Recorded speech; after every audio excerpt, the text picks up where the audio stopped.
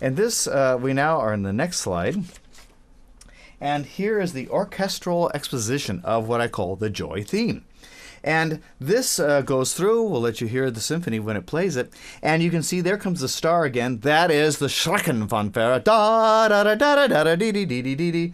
That's that.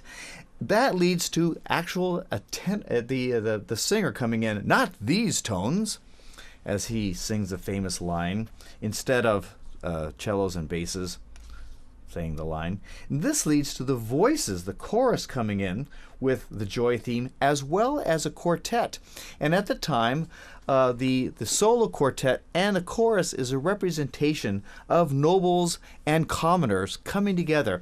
And Beethoven was always a supporter of royalty and the idea that there was a noble class and people that were born with ability and others that weren't.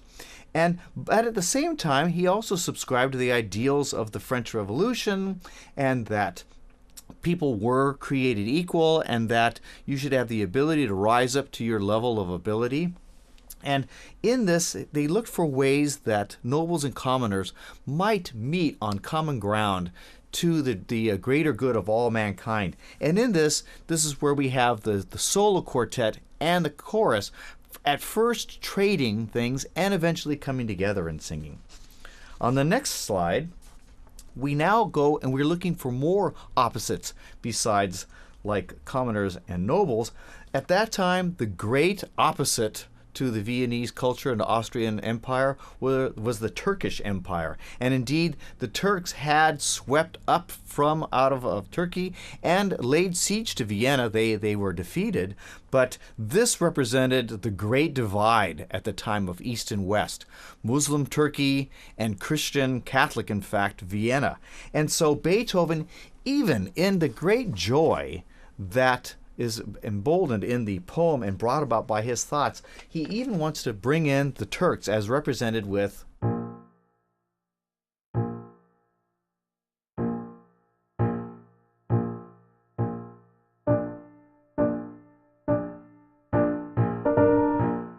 and you know the part there, it comes in using the very Turkish instruments of the cymbals and the bell tree.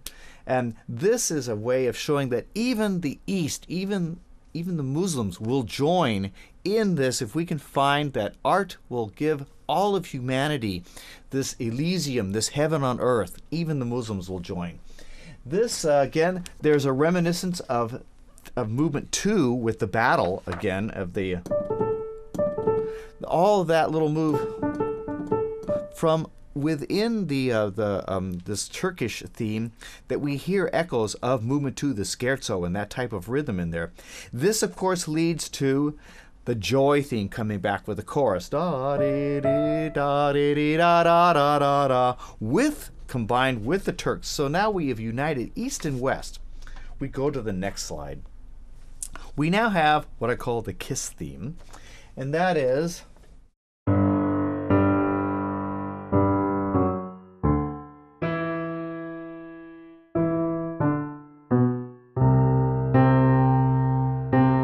diesen Kuss der ganzen Welt.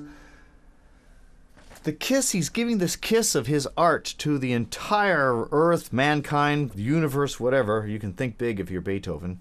And this leads to movement 1, borrowing from the coda again, that unsettled coda. And that unsettled coda, that scary, as I told you, that scary kind of boogie-woogie sound in the thing, in this case is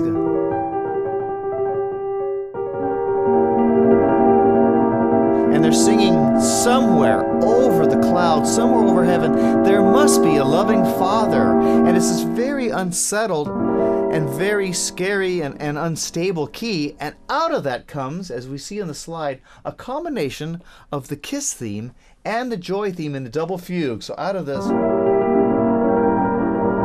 comes the altos first, and then the sopranos. One of the most joyful moments in music, and we see that Beethoven puts these two themes together in a giant double fugue.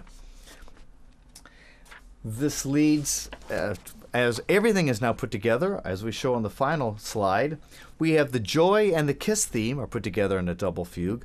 Brotherhood of nobles, commoners, east and west, voices and instruments, all have been united through the gift of art.